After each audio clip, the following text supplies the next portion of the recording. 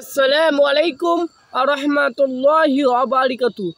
ইন্নাল হামদুলিল্লাহি ওয়াহদা ওয়াসসালাতু ওয়াসসালামু আলা মান লা নাবিয়্যা বা'দা আম্মা বা'দ।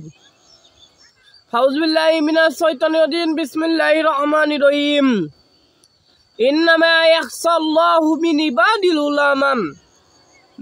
আলাদ উপস্থিত সম্মানীয় ও সুযোগ্য ভাই সকল, প্রশংসা আল্লাহ সুবহানাহু ওয়া তাআলা, প্রশংসা আল্লাহ তাবারক তাআলা, আল্লাহ তাবারক তাআলা সুবহানাহু প্রশংসা আলহামদুলিল্লাহ। তারপরে যিনি ধর্মের গুরু, কর্মের সেরা, তাজদারে মদিনা হযরত আহমদ মুস্তাফা নবী করিম সাল্লাল্লাহু আলাইহি ওয়াসাল্লামের উপরে হাজার শান্তি অবস্থিত তকবীর আল্লাহুম্মা সাল্লি আলা আল্লাহুম্মা বারিক আলাইহি। বেদান ইসলাম, আল্লাহ সুবহানাহু ওয়া তাআলা আপনাকে সৃষ্টি করেছেন।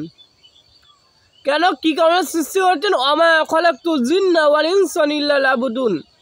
ইল্লা লিয়াবুদুন মানে আমি সৃষ্টি মানুষ এবং জিনকে সৃষ্টি করেছি শুধুমাত্র ইবাদত করার জন্য। তাহলে আল্লাহ রাব্বুল আমিন আপনাকে এবং আমাকে সৃষ্টি করেছে ইবাদত করার জন্য।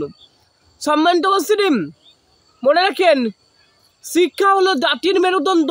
যেটাতে শিক্ষা তত বেশি, যেটাতে মেরুদণ্ড তত বেশি।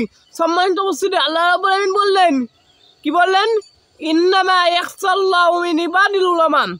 নিশ্চয় আল্লাহকে যারা ভয় করে বা ভয় করে থাকে তারা হলো জ্ঞানী মানুষেরা। তাহলে কারা ভয় করে? যে জ্ঞানী মানুষেরা। সম্মানিত মুসলিম, মনে রাখেন যে আল্লাহ সুবহানাহু ওয়া তাআলাকে জ্ঞানী মানুষেরা ভয় করে। আল্লাহ সাল্লাল্লাহু আলাইহি ওয়াসাল্লাম বলেছেন, মান তালাবুল ইলমি ফারিদাতুন আলা কুল্লি মুসলিমিন। প্রত্যেক নর এবং প্রত্যেক নারীর জন্য শিক্ষা অর্জন করা ফরজ। তাহলে আপনাকে শিক্ষা অর্জন করতে হবে।